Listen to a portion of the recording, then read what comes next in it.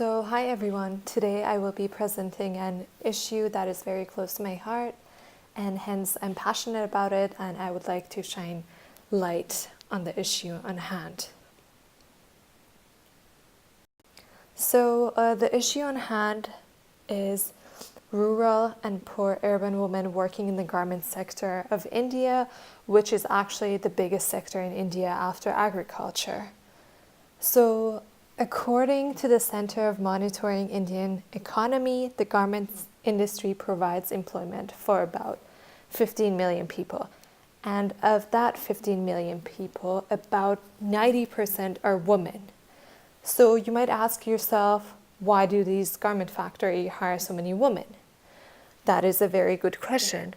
So often these women come from small villages and are looking for jobs since they're not supported by their families, or it can be that they have families and they need to support their families and to send money back to them. It is important to note that many of these women workers can be hired but not registered, meaning that often their wages are way below the average.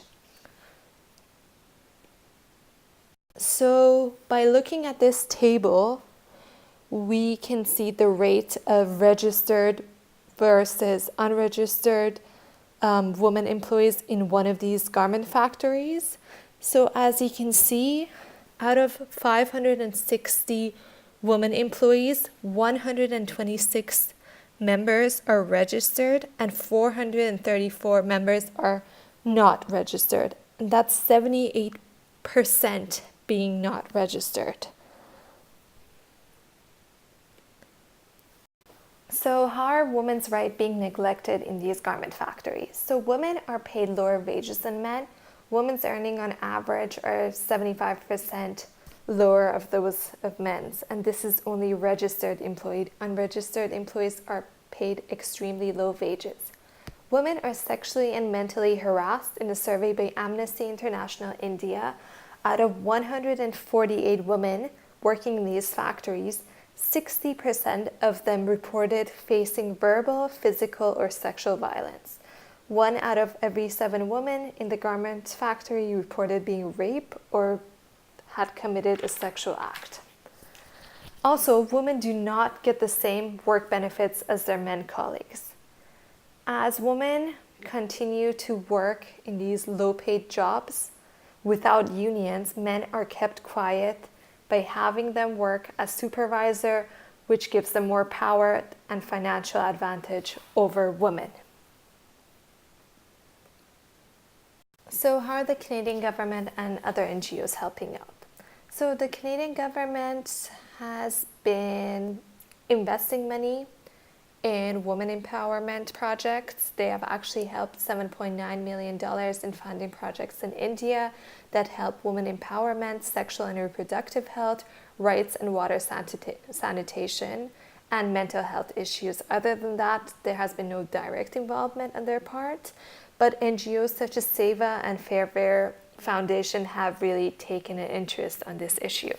So SEVA, which is Self-Employed Women's Association, their members have decided to form a women-run production company in 2010, which represented a unique model of garment sourcing and production that is managed and owned by female producers. They have actually secured regular work from buyers such as Gap, Zara, Primark, Monson, and CNA. Fairwear Foundation, which is another NGO, their program has focused on training women to become supervisors and providing training for other supervisors on communication and management, and also emphasizing on anti-harassment practices. Through this work, they aim to reduce workplace violence and economic discrimination against women in garment factories.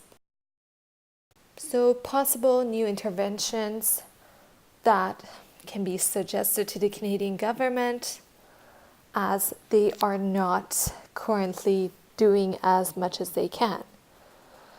So the Canadian government can actually force or motivate these companies that own the factories in India to set higher equal wages for women and men and provide women with such benefits such as maternity leave. As a result, these brands and companies can be recognized by customers and concerned activists as fair labor association. Therefore, this means that they will have fewer lawsuits and they will also eliminate the high expenses for lawyers and courts. Realizing these cost savings, they can improve the conditions for women workers, which will be a win-win situation for both sides. So thank you for listening. I hope this has motivated you to take action and be a part of this cause. Thank you.